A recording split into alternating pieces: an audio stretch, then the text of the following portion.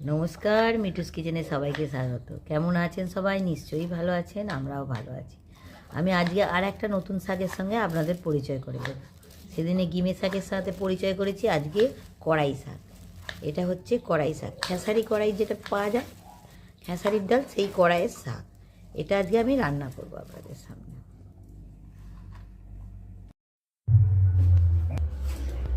শাকগুলো কোটা হয়ে গেছে, দেখুন কত সুন্দর ছোট্ট ছোট্ট করে কুটতে হয় কড়াই শাক। আর চচ্চড়ি করার জন্য আলু, বেগুন, সিম, মূলো সব একসঙ্গে কুটে নেওয়া হয়েছে। এবার রান্না করব যখন, তখন আবার দেখাচ্ছি। বসিয়ে দিয়েছি, তেল দিয়ে দেবো। শাকটা দেখাবো, কড়াই শাকটা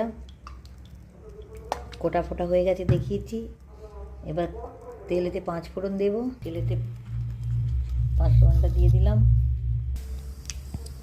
ফোড়নটা হয়ে গেছে, এবার আমি বড়িগুলো দিয়ে দেবো।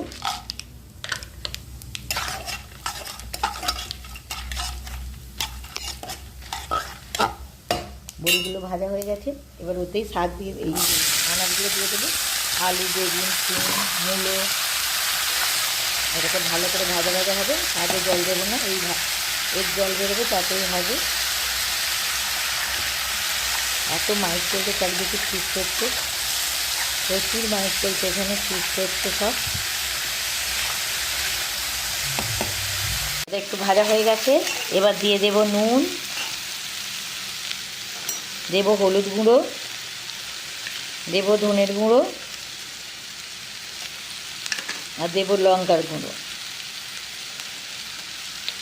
ভালো করে এটাকে কষতে হবে। এবার এর উপরে শাকটা দিয়ে দেবো। এই যে শাকটা ধুয়ে আছে পরিষ্কার করে,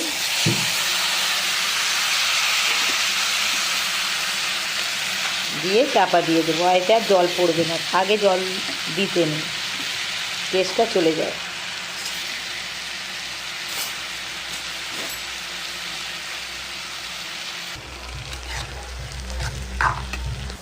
শাকটা জল শুকিয়ে গেছে, এবার একটু চিনি দেব। যে কোনো শাকে অল্প চিনি দিতেই হয়। এবার এটাকে একটু শুকনো শুকনো করে নেব। শাকটা হয়ে গেছে, এবার নামিয়ে দেবো। দেখুন শাকটা রেডি, কড়াই শাক।